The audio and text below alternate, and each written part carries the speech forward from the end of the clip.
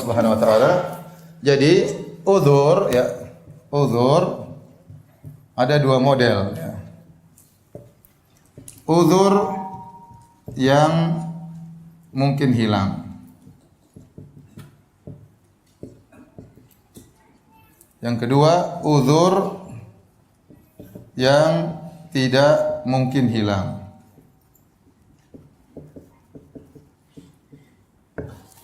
Uzur yang mungkin hilang, contohnya safar dan sakit. Yang mungkin sembuh ya, safar dan sakit. Uzur yang tidak mungkin hilang, contohnya tua. Kalau orang sudah tua, tidak mungkin muda lagi ya, tidak mungkin muda lagi.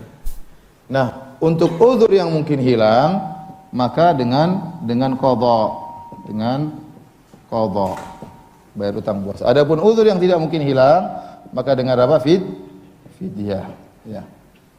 Nah, di antara uzur yang tidak mungkin hilang, para ulama mengatakan contohnya adalah sakit menahun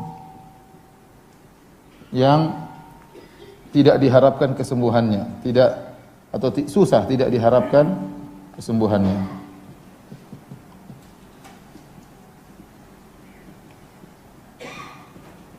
Contoh, seorang dia masih muda, umur 50 masih muda, tapi dia ternyata kena penyakit gula, harus suntik insulin terus. Dan dia harus minum obat misalnya. Dia tidak mungkin tidak minum obat misalnya. Kalau dia minum obat batal karena dia minum dari mulutnya. Kalau suntik insulin tidak batal ya. Tapi kalau dia minum obat, dia harus minum obat pagi, siang. Ya. Maka dia tidak mungkin untuk berpuasa. Maka orang seperti ini bayar apa? Bayar fidyah. Ya. Nah, saya tanya sama antum sekarang. Pertanyaan, ya. Wanita hamil dan menyusui, ini kira-kira termasuk uzur yang mana? Uzur yang mungkin hilang atau uzur yang tidak mungkin hilang? Uzur yang mungkin hilang. Enggak mungkin wanita hamil terus, enggak mungkin. Enggak mungkin wanita menyusui terus, juga tidak mungkin. Maka dia masuk kepada uzur yang mungkin apa? Hilang. Maka secara kias seharusnya wanita hamil dan menyusui kalau punya hutang dengan mengqadha. Paham? Ini pendapat Syekh Utsaimin rahimahullah, pendapat Syekh bin Baz rahimahullah taala. Mereka mengatakan bahwasanya hamil dan menyusui secara analogi, secara kias, maka harus diikutkan dengan uzur yang mungkin hilang. Tetapi ada pendapat lain seperti Syekh Albani rahimahullah taala dan banyak ulama yang lain berpendapat bahwasanya hamil dan menyusui cukup bayar fidyah, tidak usah mengqadha. Kenapa? Karena ada fatwa dari Ibnu Abbas radhiyallahu anhu. Fatwa itu bisa antum lihat dalam tafsir At-Tabari ya. Bagaimana Ibnu Abbas mengatakan tentang wanita hamil dan menyusui, tut'iman wala taqdiyan.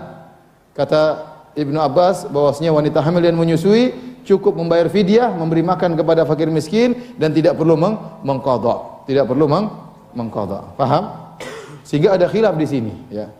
Demikian juga sebagian ulama menganalogikan hamil dan menyusui dengan orang yang tua. Allah berfirman, wa 'alal ladzina yutiqunahu fidyatun ta'amu miskin. Dan wajib bagi orang-orang yang mampu, yutiqunahu itu artinya mampu tapi berat sekali dalam bahasa Arab.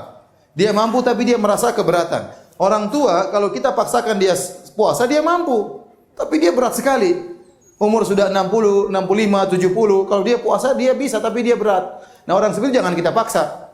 Ya udah kamu bayar fidyah saja.